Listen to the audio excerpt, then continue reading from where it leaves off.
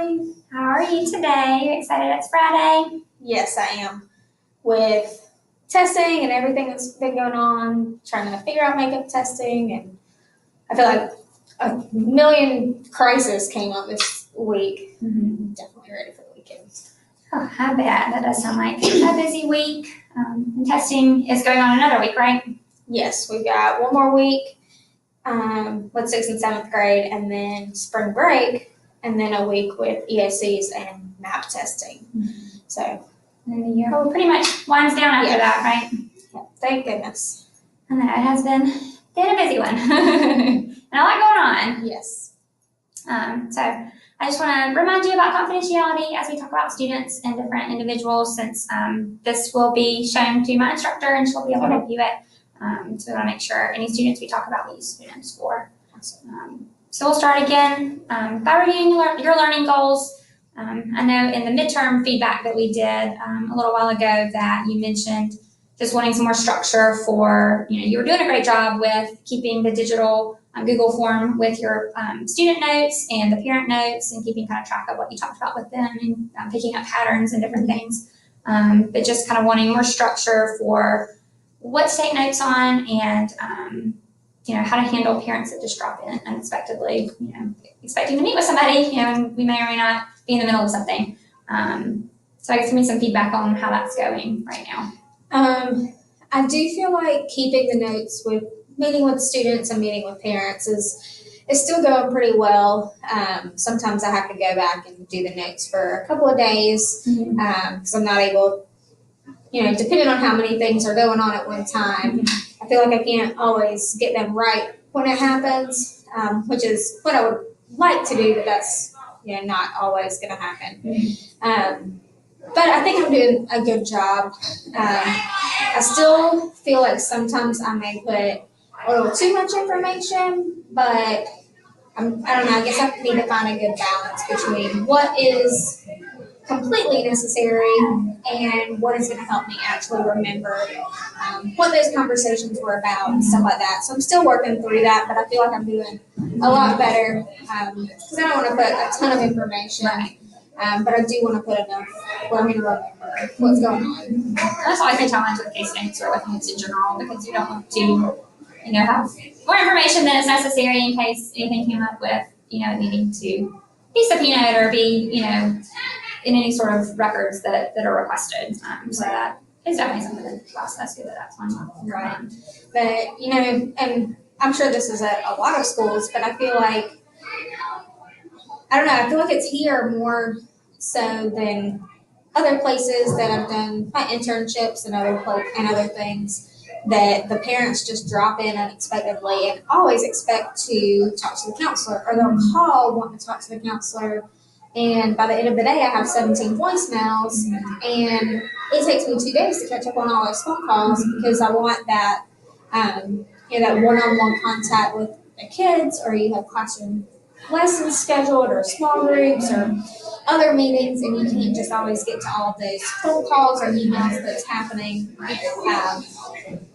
Just really creating a schedule, not just for me, but for our entire counseling department, since there are 4 of us that work closely together, and we're all seeing the same problem of just creating more structure, so when a parent comes in, our front office can say, oh, well, this is when they meet with parents, and this is when they meet with students. That was going to be my suggestion, is having some protocols that are put in place for how to schedule a meeting with a counselor, or you don't want to say office hours, but that's kind of what professors use, but like hours that are specifically designated for parents to come in and meet with counselors for whatever their concern is. And just advertising those protocols and advertising that schedule so that it is something that parents are aware of, students are aware of it, other people in the building are aware of it, so that our time is utilized in the most effective way and we are able to do some more direct services. Because I know it's definitely a challenge. We have so many other responsibilities that we're not able to always meet those recommended direct service hours, which is so important. Right. So, and I feel like this year my teachers have done a good job with working with me, and because at the beginning of the year I asked them, if there is a student that asks to see me, if you could just send me an email. That way I know and I can call the student up when I have a minute.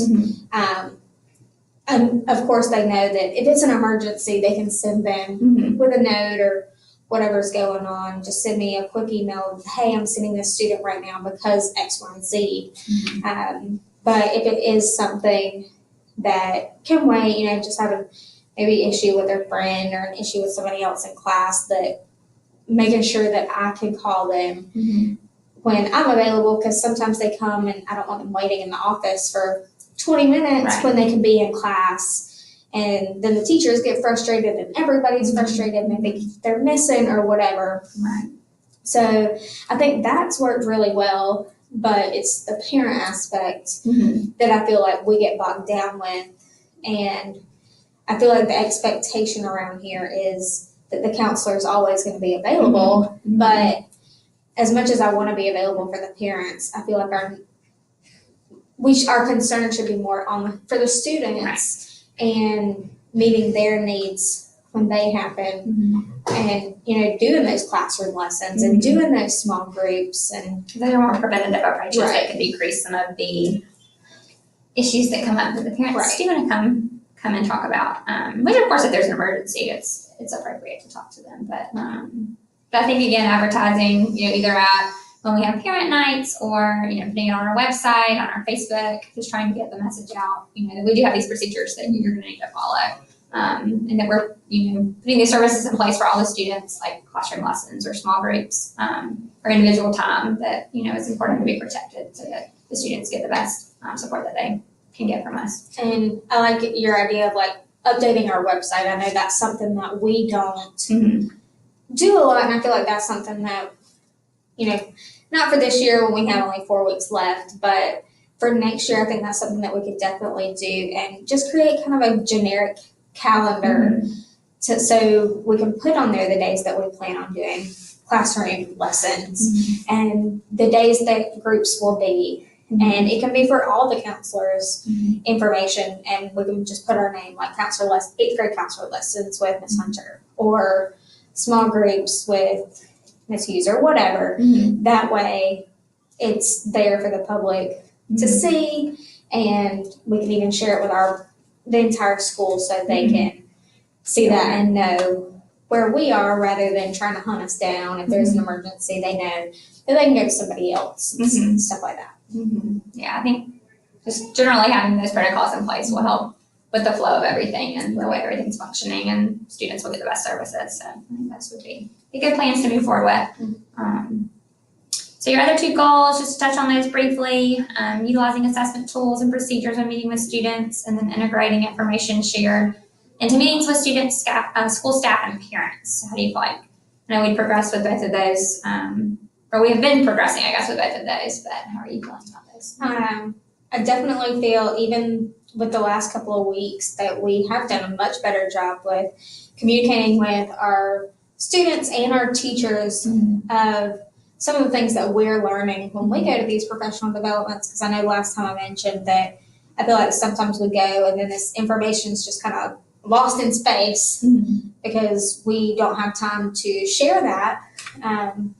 But we have gotten that opportunity recently to go into some of the grade levels and meet with the teachers, and even sharing that with some of the parents that we've met with. I know for myself, I've gotten a lot of phone calls recently because we shared the retention letters, retention promotion, and I've gotten to share a lot of information about emotion regulation and testing for educational purposes. I've had a lot of concerns about those kind of things. So it's been a lot more beneficial recently when we're sharing all this information. And liking strategies, the counselor, I guess, more related strategies for test anxiety and ways to cope with stress was helpful in the milestone newsletter that was sent out. I feel like that was a great way to get the information out to a lot of people, students, parents, teachers. But it was very, very good. So I wanted to ask you for any feedback on how you feel we've worked together, how I've been as a supervisor, kind of how our supervisory relationship has gone, any